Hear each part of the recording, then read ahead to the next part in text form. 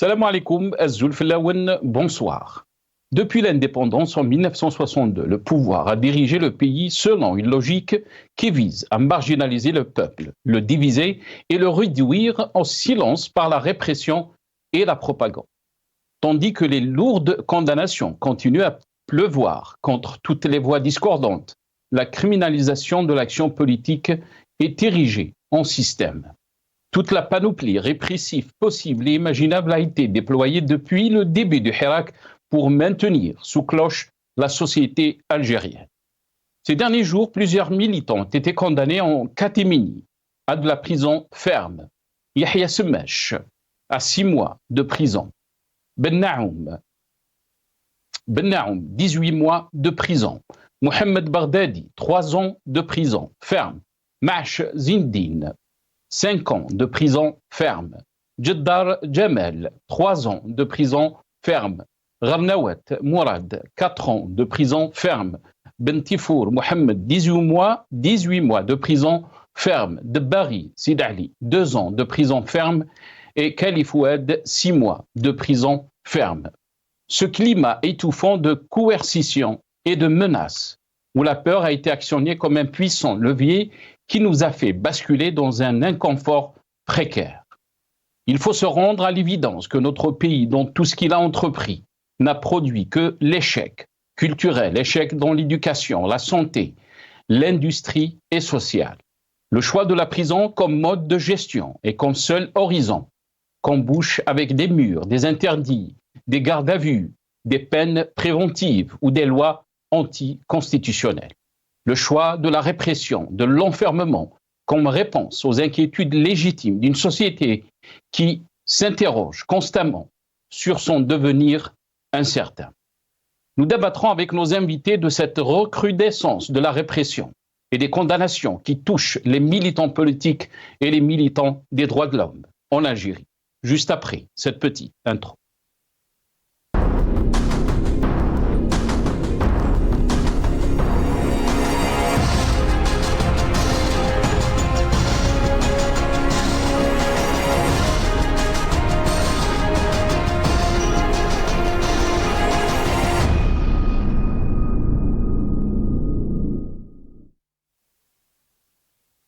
Algérie, la grande répression en catémini. C'est le titre de notre émission pour ce soir. Et pour en parler, j'ai le plaisir d'accueillir dans cette émission Lias Djbeili, ingénieur économiste, militant politique. Il est avec nous via Skype depuis Paris. Lias Djbeili, bonsoir. Merci beaucoup d'avoir accepté l'invitation. Marhaba bik. Salam alaikum. Bonsoir Nasser, merci pour l'invitation. Alaikum salam, merci de m'avoir invité et je salue l'équipe El Magharibiya qui assure cette grande couverture et nos compatriotes qui nous suivent en Algérie et en dehors du territoire national. Merci encore pour l'invitation. Merci. Barakallahu fik. Merci beaucoup Lias Djbeili d'avoir accepté l'invitation. On a le plaisir aussi d'accueillir dans cette émission M. Omar Et Mokhtar, militant politique. Il est avec nous par téléphone depuis Paris aussi. Omar Et Mokhtar, bonsoir. Merci beaucoup d'avoir accepté l'invitation. Azulflaouen. Azulflaouen, c'est moi. Donc bonsoir Nasser, bonsoir aux auditeurs d'Al Magharibiya, bonsoir à tes invités et ça fait plaisir d'être avec vous. Merci beaucoup, Omar Et Mokhtar, d'avoir accepté l'invitation. On aura aussi le plaisir d'accueillir dans la deuxième partie de cette émission M. Rachid Hassani, secrétaire national chargé à la communication au sein du parti, du RCD. Il sera avec nous par téléphone. Donc, on va commencer cette émission, bien sûr, comme vous l'avez entendu dans cette introduction. Plusieurs militants politiques ont été condamnés à de la prison ferme. On va revenir sur cette question, mais aussi cette recrudescence de la répression et des condamnations à la prison ferme concernant donc les militants politiques, mais aussi les militants des droits de l'homme en Algérie. D'abord, on va regarder cette petite vidéo. Donc, c'est une marche qui a été organisée à Genève hier. Je pense on regarde cette émission, cette vidéo, pardon.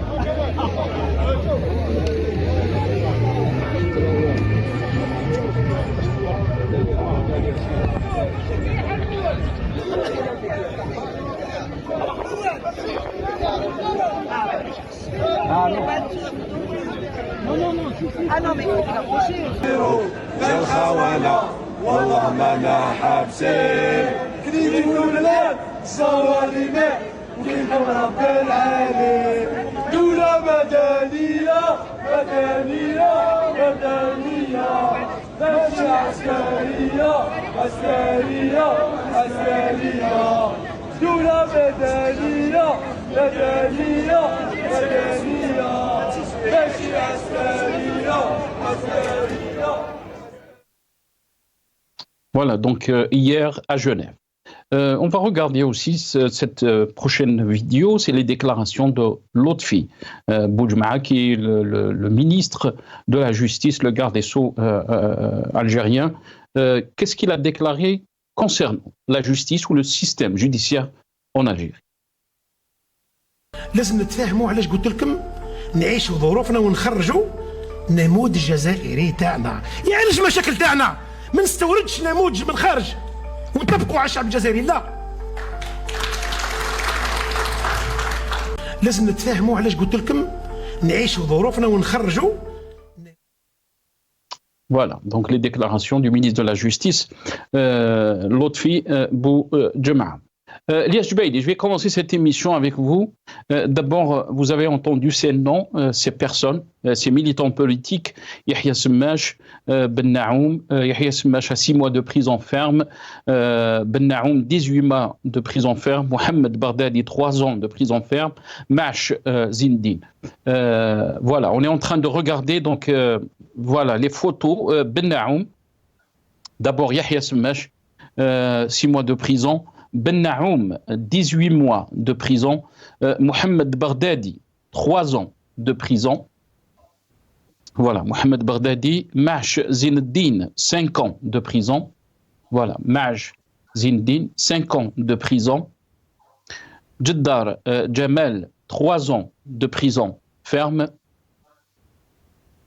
Gharnawat Mourad, 4 ans de prison ferme. Bentifour Mohamed, 18 mois de prison. Debari Sid Ali, 2 ans de prison. Khalif Ouad, 6 mois de prison ferme. Et toutes ces personnes, bien sûr, ont été condamnées ces derniers jours. En catimini, en silence, pas de réaction de l'élite algérienne, des partis politiques. C'est toutes ces questions qu'on va essayer de comprendre dans cette émission. Lias Jubaili, qu'est-ce que cela nous renseigne de ces condamnations qu'on a connues ces derniers jours? Quelle lecture peut-on faire aussi de cette situation que vivent les militants politiques, les militants des droits de l'homme, les opposants au pouvoir tout court? Tout d'abord, c'est triste. Je tiens à apporter tout mon soutien indéfectible et ma solidarité la plus sincère et la plus totale à ces détenus d'opinion qui n'ont rien fait de mal que de s'exprimer d'une manière ou d'une autre et de façon pacifique. Avant de répondre à votre invitation, cher Nasser, je voulais un petit peu voir le profil. Ce sont des militants, ce sont des Algériens avec leurs courants différents et qui s'expriment d'une manière ou d'une autre. Malheureusement, c'est que le régime ne veut pas entendre de cette oreille tout ce qui une parole qui est dissidente. Mais je tiens à vous rappeler aussi, depuis 2019, la liberté de la presse et la liberté d'expression, ils sont de plus en plus attaqués par les autorités de l'État, oui, par les autorités, par l'État, et aussi par les forces de police.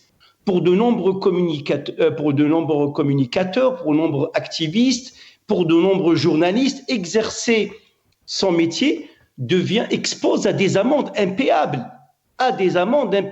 Et du coup, la prison, même des fois des prisons, bien qu'elles soient de courte durée, mais c'est des actes contraignants qu'un journaliste ou un activiste politique ne peut pas avancer. parce qu'à tout moment, ils risquent la prison. Et je tiens à leur rendre hommage, parce qu'ils sont munis, ils sont plus courageux. Oui, tout à fait. Peut-être nous sommes dans le confort, on est en train d'analyser. Mais le courage appartient à celles et ceux qui sont sur le terrain. Ce qu'on appelle en anglais de face-to-face, c'est ça. Eux, les pressions sont terribles.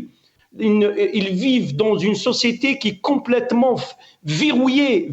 C'est pas parce que la société ne veut pas s'émanciper, c'est parce que le régime a pris une route diabolique, une route qui n'a ni sens ni queue. Pour quelle raison? On est au XXIe siècle, depuis 62, comment le régime ne peut pas s'ouvrir et construire son pays avec la participation des forces vives de la nation. Il faut savoir aussi, cher Nasser, que les lois en Algérie sont extrêmement larges, tout ce qui concerne la définition du terrorisme, qui est incluse dans le code pénal. Tout militant, tout activiste qui publie, qui n'est pas d'accord, risque la prison. Ces personnes, elles n'ont rien fait, elles se retrouvent en prison. J'ai vu sur les réseaux sociaux un jeune de 19 ans, un lycéen, c'est un lycéen, la fleur de l'âge, qui vient dans sa vie. Il a fait un live, mais qui n'est pas vraiment contraignant du tout. Au fait, c'est une alerte par rapport aux moutons importés de Roumanie. C'est-à-dire, peut-être, elle risque d'être malade. Peut-être il y avait un foyer infectieux dans une région de Roumanie. Qu'est-ce qu'il a dit de si mal? Emprisonné, on le mettait les mains menottées, le dos face aux caméras.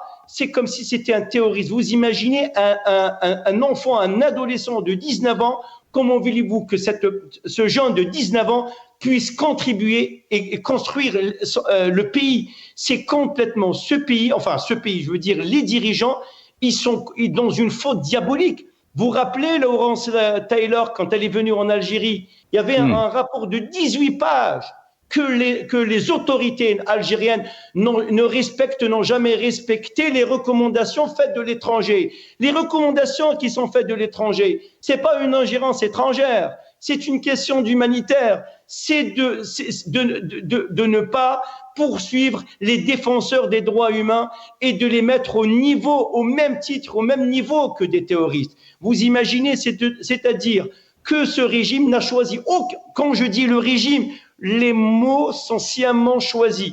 Régime où l'État qui est incarné par cette caste-là qui gère le pays, moi je leur demande gentiment de revenir à la raison. Pour quelle raison on est en train d'enfoncer le pays? En même temps, ils incitent le peuple à une mobilisation générale. Comment voulez-vous mobiliser et construire un front uni? En même temps, vous êtes en train de mettre des personnes en prison. Kamira Naïtsid qui est à Al-Qli'a, il y avait un journaliste, Ahmed Mansouri, qui était à Tiaret aussi, des journalistes, Tounsi aussi, qui était à la prison d'Al-Harra, c'est des journalistes qui n'ont rien fait de mal et qui se retrouvent aussi face à l'horreur judiciaire. Très bien. Restez avec nous, Lias Jubaili. Vous avez mentionné, Lias Jubaili, les difficultés, mais aussi les défis des militants politiques qui sont en Algérie, à l'intérieur du pays, mais aussi les difficultés que vivent les militants politiques qui sont à l'extérieur, comme vous, Lias Jubaili, puisque beaucoup de ces militants sont interdits de rentrer en Algérie, malheureusement, sont traqués aussi. On en a fait des émissions concernant donc la situation que vivent aussi les militants politiques et les militants des droits de l'homme qui sont donc à l'étranger. D'abord, vous avez aussi mentionné, Elias Jubaili, la question du Front Uni. On va écouter Brahim Bourali, donc le président du Parlement algérien, par rapport à cette question. أساس هذا التحول الذي يتفاعل معه مجتمعنا الطامح إلى المزيد من الإنجاز الحضاري، وقد آل على نفسه أن يكون قويا ماسكا بزمام أمره ليصون مكتسباته ويضمن مستقبله بمؤسسات متماسكة متناغمة واعية بدورها، متفطنة لما يشهده عالم اليوم من صراعات ونزاعات وأزمات مختلفة، وإنه لتماسك صنع جبهة داخلية ولحمة وطنية بين كل المكونات، فوتت الفرصة على كل المتربصين والحاقدين، ورغم ارتفاع درجة التهديدات وشدة تعقيدها بسبب التدخلات الخارجية، فإن الجزائر بقيت في كل الحالات قامة شامخة لا يروعها ما تواجهه ولا تهولها تلك التحديات. وكيف يروع لنكون. Voilà le contraste du régime algérien, les incohérences. D'un côté, on parle donc de l'unité nationale contre donc les menaces qui guettent notre pays, et de l'autre côté, une répression en catémini. Vous avez entendu donc ces noms, ces militants politiques, mais aussi les condamnations de prison ferme qu'ont connu certains militants politiques ces derniers jours. Omar El Mokhtar, la question est à vous bien sûr. Comment peut-on décrire la situation que vit notre pays concernant donc les libertés, les droits et la question des droits de l'homme aussi, quand on voit ces derniers jours ces condamnations qui ont touché plusieurs militants politiques algériens. Omar El Mokhtar. Rebonsoir. Écoutez, les descriptions de ce pouvoir, elles sont multiples, elles sont toutes justes, mais on s'attarde à juger le pouvoir. Le pouvoir n'entend pas nos jugements, il sait ce qu'il fait. Nous savons ce qu'il fait. Depuis le pseudo-congrès de Tripoli, qui est un congrès qui s'est terminé sans aucune résolution. Donc c'est un pouvoir illégitime depuis. Seul Aït Ahmed et Krim et tout ça, Mohamed El Haj, donc là où il y a trois, qui est la Kabylie, qui s'est levé, qui a pris les armes. Malheureusement, les autres wilayas n'ont pas suivi. On n'a pas compris. Et tous les 10 ans, il y a une crise majeure. Il emprisonne. Vous savez, vous avez cité tous les prisonniers. Cité, il y a 39 condamnés à mort à la suite des feux de forêt que le pouvoir lui-même a fait. Si ce n'est pas le pouvoir qui a allumé le feu, il n'a pas les moyens pour éteindre le feu. C'est un crime, donc il est responsable dans tous les cas de figure. Jamal Ben Smaïl, c'est une vindicte populaire. Donc, vous allez voir combien de militants kabyles qui sont condamnés et qui sont emprisonnés 2 ans, 3 ans, et puis ils sont sortis bara'a. Ça veut dire quoi? C'est l'humiliation. Il y a aussi la grande prison quand tu es sous ESTN, qui ne peut pas sortir. Par exemple, voilà, on a vu des images affligeantes lors du funérail de Hadj Souman. Il est sous ESTN, interdit de faire du commerce, sous contrôle judiciaire.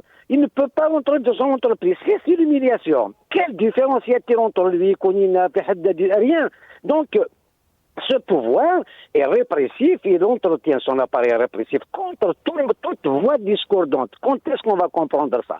Évidemment, aujourd'hui, un journal seul, d'ailleurs, comme vous avez votre invité du RCD, j'ai été sévère avec le RCD tout le temps, mais là, c'est le seul parti qui reste debout, qui a tenu à sa parole. Il a compris, bien sûr, que le RCD c'est une grande école, donc il a compris, donc il ne veut rien savoir, il avance, il essaie d'éveiller, mais la peur au ventre, les gens n'adhèrent pas, ils ont peur, tout le monde a peur. Il y a un peuple titanisé, c'est la terreur, c'est ce qu'on appelle le terrorisme. Donc, mais Omar El Mokhtar, je m'excuse, je vous ai coupé la parole. Omar El Mokhtar, est-ce que cette peur justifie donc ce silence, si on peut dire, de l'élite algérienne, des partis politiques? Vous avez parlé du RCD, espérons qu'on va avoir Rachid Hassani avec nous tout de suite. Mais ce silence aussi, pour beaucoup d'observateurs, c'est un silence qui est coupable de cette situation. C'est un silence complice, sinon il cautionne. Mais la peur est humaine. Moi, je serais Alger, je n'aurais pas parlé comme ça. Donc, je n'accuse pas les gens qui ne parlent pas. Par contre, ce pouvoir, donc Rabi, il est en train de pousser la malmite, elle va exploser comme en 88. 88, c'est la mauvaise gestion, c'est la mauvaise... Le mauvais œil qu'a ce pouvoir, il ne sait pas gérer. Nous avons des idiots à la tête de ce pouvoir qui utilisent que la force. Les gens qui utilisent la force, la répression, ce n'est pas des gens intelligents, ce n'est pas des gens qui pensent à l'avenir de la nation, à développer le pays. Ils pensent à museler les gens. Voilà, ils sont enfermés dans leur certitude. Bon est enfermé dans sa certitude. Il croit bien faire et tout ça. Il emprisonne les gens. Il dit même certains ne sortiront jamais. Donc c'est de la haine. Mais Omar El Moukhtar, l'argument que vous avancez est très intéressant, puisque de l'autre côté aussi, l'argument du régime algérien, on a entendu juste un moment donc les déclarations de Brahim Bourali concernant donc les défis sécuritaires qui risquent notre pays ou les menaces qui visent notre pays. Et pour lui, donc, il faut réprimer tous ceux qui essayent de déstabiliser, pour eux, bien sûr, l'Algérie. Surtout le front interne. Ils ont parlé de cette unité du front interne algérien qui est indispensable pour eux par rapport à la situation que vit notre pays. Omar El Moukhtar.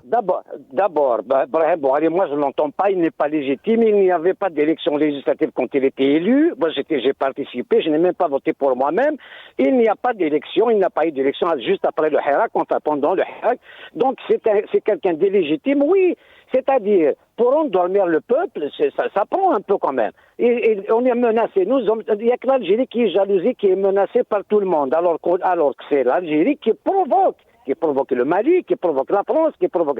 Vous voyez, le discours haineux contre notre voisin le marocain, et puis ce pouvoir. Il y a un peu d'intelligence, il divise le peuple. Dites aux Algériens de dire, à tous les Algériens, le fils, c'est un parti politique qui a des papiers, il a voté avec le recul. Je regrette de ne pas dire le fils a raison. Et aujourd'hui, Rached, qui est organisation terroriste, pour équilibrer, ils ont mis le MAC qui n'est pas une organisation terroriste. La Rached n'est pas une organisation. C'est des gens qui veulent faire de la politique. On les empêche. Pourquoi on ne les a pas laissés alors faire de la politique? Pourquoi on les classe terroristes? Et tous les gens qui se rapprochent, ils sont terroristes aussi. Ils les emprisonnent. Vous voyez donc ce pouvoir, il n'est pas malin. Il va généraliser, bien sûr, tout le monde terroriste. Un journaliste qui dit, voilà, les moutons importés de Roumanie, est-ce qu'ils sont piqués? Ils sont piqués de quoi? Je ne sais pas quel virus ils nous ramènent. Ils peuvent tuer tous les... Enfin, ils sont en train... Les moutons de Roumanie, c'est pour les pauvres. Donc les pauvres, s'ils meurent, ce n'est pas grave. Eux, ils achètent des moutons de Djilfar, ou d'Ouled Djillel. Vous connaissez les moutons d'Ouled Djillel? Absolument. Eux, ils ne sont pas touchés. Vous allez voir les camions qui circulent avec des motards pour aller dans les villages et tout ça, des douars. Ce n'est pas les mêmes camions qui vont au Club des Pins. La veille de l'Aïd, ça ne sera pas les mêmes. C'est des bons moutons algériens qui vont manger tranquillement. Mais voilà, donc, est-ce que c'est normal quand je vois les images, on importe des moutons de l'Aïd à 4 millions. Si tu le vends, tu vas en prison. Où est-ce qu'on va? C'est trop bas, c'est fini. On a atteint le fond. Creusez maintenant. Très bien. Restez avec nous, Omar El Moukhtar. Tu as acheté une voiture, il faut un dossier. Si tu la vends, tu vas en tôle. Tu achètes un moton à 4 millions. Si tu le vends, tu vas en tôle. Mais ça fait rire. Et Fouad devait remonter sur scène. Et il y a de la matière. Restez avec nous, Omar El Moukhtar. Où est-ce qu'on va? Est en train de se poser la question, Omar El Moukhtar. Lies Jbaili, est-ce qu'on a atteint le fond? La question aussi qu'on doit se poser ce soir par rapport au thème de ce soir, c'est que ce silence de l'élite algérienne, des partis politiques concernant donc cette répression, cette recrudescence de la répression, ces condamnations. Vous avez parlé de ces militants politiques. On parle des posts sur les réseaux sociaux, peut-être même des déclarations, mais on ne peut pas comprendre leur condamnation et leur emprisonnement. Comment peut-on expliquer le silence d'abord de la presse algérienne, mais aussi des partis politiques et de l'élite algérienne par rapport à la répression Lies Jbaili? Tout d'abord, vous m'entendez, Nasser? Très très bien. Alors, sur ce point-là, j'ai fait pas mal d'émissions sur c'est quoi une élite, en fait. Peut-être, attention, l'élite, c'est très très compliqué, c'est quoi une élite? Parce que la crise aux nombreux visages que l'Algérie traverse ou que le peuple algérien traverse, parce que nous traversons plusieurs crises en même temps. C'est une crise multidimensionnelle. Tout d'abord, principalement elle est politique, après l'économique, sociale, je dirais même identitaire, je dirais même si je pousse un peu plus dans les temps modernes, environnementales. Donc c'est une cascade de crises que le pays traverse en même temps et tout s'entremêle et cette crise, elle touche en plein fouet, je veux dire, la société algérienne et le peuple algérien dans ses différentes composantes. Donc dans le jargon ici en Europe, on l'appelle c'est une polycrise. Et tout ce qui est polycrise chez les Européens, hein, c'est-à-dire au fait, en principe, oblige une réflexion. C'est-à-dire quand vous avez une multitude de crises, ça vous pousse à ouvrir une réflexion. Comme certaines révolutions, on ne va pas les nommer, on ne va pas revenir, on ne va pas faire le cours de l'histoire de certaines révolutions, ont obligé l'élite à ouvrir une réflexion pour pouvoir contrecarrer un régime qui a tous les moyens, qui est puissant, qui mue, qui achète, qui réprime, qui impose le rideau de la peur, finalement, qui endort des lois déontologiques de la vie moderne d'un pays. Alors, c'est qui cette élite? L'élite algérienne. Voilà, nous sommes algériens, nous parlons de cette élite algérienne. Mais cette élite algérienne, je le dis en toute franchise, elle est complètement défaillante, elle est complètement à la ramasse, elle est complètement à côté. On va dire, c'est qui, monsieur, vous êtes à l'étranger? Mais non, moi personnellement, j'ai toujours dit que l'élite, elle doit se construire à l'intérieur du pays, là où il y a le face-to-face. Et l'élite à l'étranger, c'est une force d'appoint, comme ce fut le cas de la 7e wilaya, le FLN à l'étranger. C'est un prolongement. Financièrement, avec les idées. Cette élite, elle est absente, sauf, excepté, il faut dire les choses, un parti que je tiens à rendre hommage et que j'ai toujours rendu hommage. Mes interventions sont la preuve flagrante que je suis quelqu'un de sincère et je suis constant. Et ça peut m'arriver une erreur. Il y a que les imbéciles qui ne changent pas d'avis. Donc on peut changer d'avis si l'erreur est constatée. C'est ça ce qui fait la force d'un humain. Et bien le seul parti qui mène tout seul la barque, qui mène tout seul, hein, c'est le RCD, le Rassemblement pour la culture et la démocratie. C'est un parti qui a aux avant-gardes des revendications, il est là. Il est resté fidèle aux côtés du peuple, il milite avec ses moyens, qu'elles soient grandioses ou pas, il milite. Avec ses cadres, jeunes, âgés ou pas, il milite. C'est le seul rempart, on va dire comme ça, au pouvoir algérien qui réprime à tout va. Tous les autres partis ont capitulé. Pour une question d'intérêt financier, il faut dire les choses. C'est ça la faiblesse de l'humain, c'est l'intérêt financier. Je tiens à le dire. Ben Boulaïd, Allah yarhamou. Ben Boulaïd, oui, le chef historique des Aurès Wilaya 1, il a vendu ses bus pour faire la révolution. Quand il est parti chez le même chat, il leur a dit, écoutez, je viens des Aurès, on est de la même racine. Écoutez, je vends mes bus, il faut qu'on achète les armes en Libye. Il faut partir dans le désert de Libye pour acheter les armes. Parce que les Allemands ont laissé beaucoup d'armes en Libye. Donc le désert de Libye était truffé. Donc il a laissé au détriment, il a vendu pour la révolution. Mais c'est rare, c'est un cas exceptionnel qui reste dans l'historique des personnes qui sont transparentes et crédibles et qui reconnaissent la valeur de l'homme. Chez nous, il n'y a pas ça. Il y a d'autres partis, j'ai pas envie de nommer, vous savez, c'est un peu... Moi, je suis quelqu'un, j'essaie de ne pas blesser, d'être un peu en borderline, tout en appuyant très fort. Les autres partis, c'est ça. Ils ont capitulé complètement. Et pourquoi ils ont capitulé? Ils ont capitulé pour des postes de députés, pour des postes électoraux, pour des postes de responsabilité. Et la preuve, c'est que toute la chambre d'enregistrement, c'est quoi la chambre? Le Parlement, le Jazairi, le Parlement. Est-ce que vous l'avez vu en train de débattre sur un sujet très important, sur un sujet de société moderne? Non, rien du tout. Ils débattent sur les moutons qui vont venir de Roumanie. C'est une perte, c'est une faillite morale. L'Algérie qui était le grenier de Rome, que même dans les grandes régions, je connais les grandes régions en Algérie, parce que mon père était fonctionnaire, on se déplaçait. Donc je connais pas mal de régions qui produisaient du bétail, qui produisaient du blé dur. Et maintenant, on importe du bétail de la Roumanie.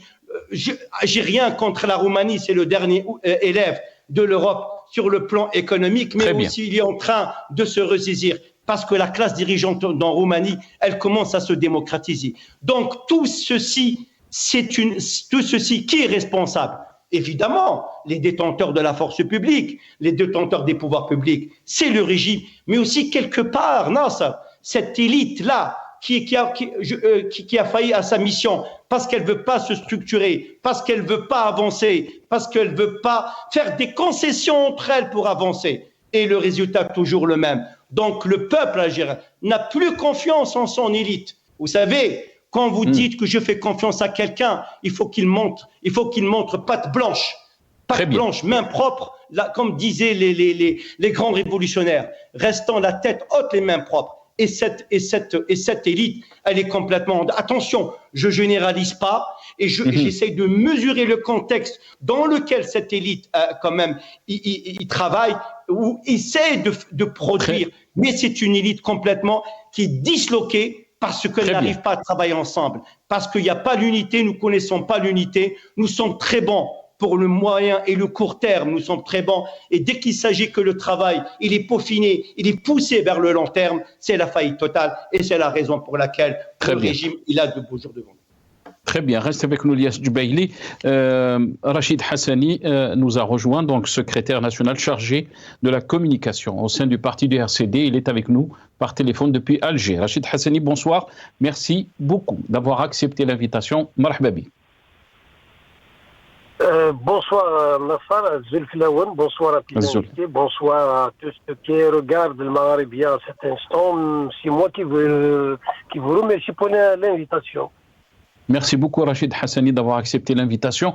On vient d'écouter Ilyas Jubaili qui a salué la position de votre parti Rachid Hassani, le RCD, concernant donc la situation des libertés, mais aussi la situation des droits de l'homme, la répression qui touche les militants politiques et les militants des droits de l'homme. Cette semaine où presque 10 jours, on a vu des condamnations à de la prison ferme de plusieurs militants politiques. Est-ce qu'on peut justifier le silence de l'élite algérienne, des partis politiques d'opposition à Rachid Hassani par un climat de peur, de répression, ou plutôt ceux qui disent que ce silence aussi est un silence complice? Rachid Hassani. En tous les cas, nous concernant, nous n'avons jamais cessé de dénoncer, nous n'avons jamais cessé d'être aux côtés des détenus, nous n'avons jamais cessé d'être solidaires des familles des détenus.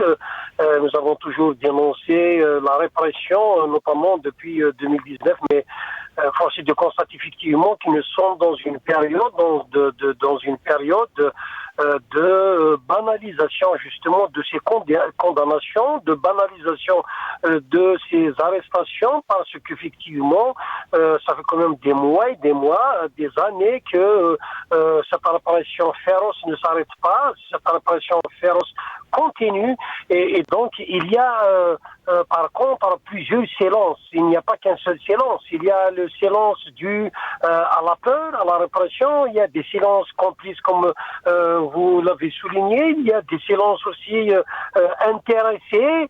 Et il y a des silences lâches. Il y a plusieurs silences de toutes les manières.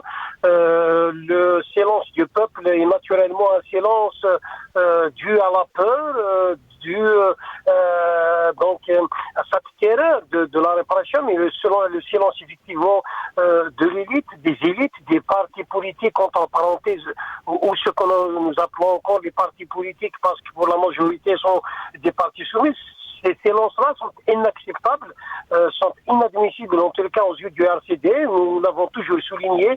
Il faudrait que ces partis sortent de leur coquille, que ces élites assument leurs responsabilités, leur statut, leur responsabilité historique et morale, éthique, face à ce qui se passe, face à tout ce qui se passe. Et il y a cette semaine aussi le chef de l'État qui est intervenu pour dire que il faut aller vers cette pensée, cette réflexion critique. Heureusement d'ailleurs que des responsables aujourd'hui commencent à se réveiller, à dire qu'effectivement nous ne pouvons pas continuer avec cette unicité de pensée, cette unicité de réflexion et cette ambiance morose généralisée faite de louanges, faite de points de satisfaction donnés au gouvernement. Effectivement, aujourd'hui, il s'agit de reparler de ces choses, il s'agit de redébattre de ces choses. Il faut effectivement réouvrir les canaux de discussion, réouvrir les canaux de dialogue. Il faudrait qu'il y ait des mesures d'apaisement pour que le peuple retrouve la confiance, pour que les Algériens puissent s'exprimer et puissent débattre des questions qui les concernent. Avant de terminer, je profite de l'occasion pour parler de choses très graves qui se passent dans le pays, de déclarations très graves, de reniement de position d'un certain nombre de gens qui s'autoproclament historiens et qui sont en train de remettre en cause l'histoire algérienne, qui sont en train de piétiner la constitution algérienne, qui sont en train de remettre en cause l'identité 1000 fois millénaire de l'Algérie, qui sont en train de mettre en péril l'unité nationale, de mettre en péril la cohésion. Rachid Hassani. Rachid Hassani, de dénoncer via un communiqué. Rachid Hassani, puisque vous avez soulevé cette question, on a le passage de M. Belrhid qui a parlé de l'amazigité par rapport à cette question, puisqu'on a fait montrer aussi dans cette émission, on a fait passer la vidéo de Brahim Bourali, le président du Parlement algérien, qui a parlé des menaces qui guettent le pays, qui guettent l'Algérie, et c'est pour ça donc qu'il faut que les Algériens, quelle que soit donc leur appartenance politique, il faut qu'ils soient unis. Donc il a parlé du front uni. Avant de vous donner, je vais revenir très rapidement. D'abord, on va écouter qu'est-ce qu'il a déclaré, M. Belrhid, et je reviens à vous juste après. ليست هناك ثقافة، هذا مشروع إيديولوجي صهيوني فرنسي بامتياز. ليست هناك حاجة اسمها أمازيغية، هناك حاجة اسمها بربر أو بربرية. البربر عرب قدماء، هذا ما يدين به كبار المؤرخين في الشرق وفي الغرب. أما هذه قضية الأمازيغية بالإجماع عند عقلاء الليبيين، عند عقلاء الجزائريين، عند عقلاء المغرب، هي مشروع سياسي من أجل تقويض أركان وحدة المغرب العربي.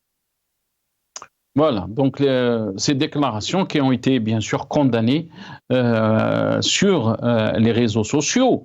Rachid Hassani, je vais vous rendre la parole très rapidement, bien sûr, parce qu'il ne me reste pas beaucoup de temps, mais on veut donner aussi un peu la parole à notre ami Omar El Mokhtar.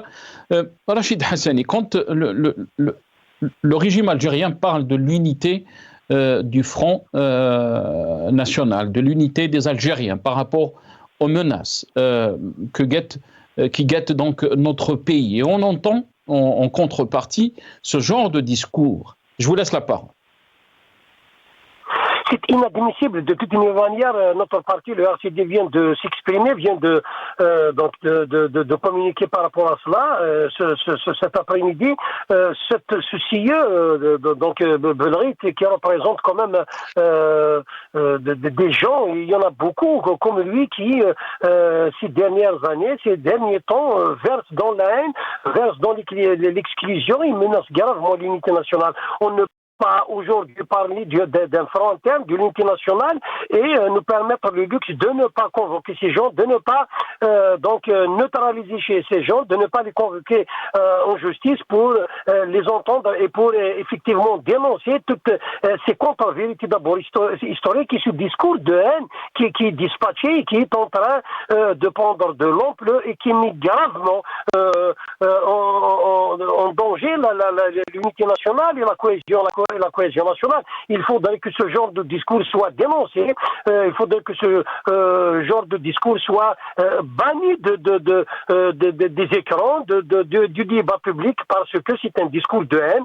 c'est un discours qui peut attiser les tensions entre les enfants du même pays. Aujourd'hui, le régime, pour effectivement aller vers ce front interne qui doit être un rempart face au monde extérieur, n'a qu'à ouvrir les canaux de discussion et de dialogue, n'a qu'à permettre aux Algériens de s'exprimer, n'a qu'à changer donc de paradigme et de penser par rapport à cette diversité algérienne. La diversité est une richesse et n'est pas une menace pour l'unité nationale. Donc il doit permettre l'expression de cette diversité dans des canaux organisés au lieu que les haines et les ressentiments prennent le dessus dans le débat public. Merci beaucoup Rachid Hassani, secrétaire national chargé de la communication au sein du RCD. Merci à vous. Omar Ait Mokhtar, sur cette question, bien sûr, on a entendu ce Belride qui se dit donc historien.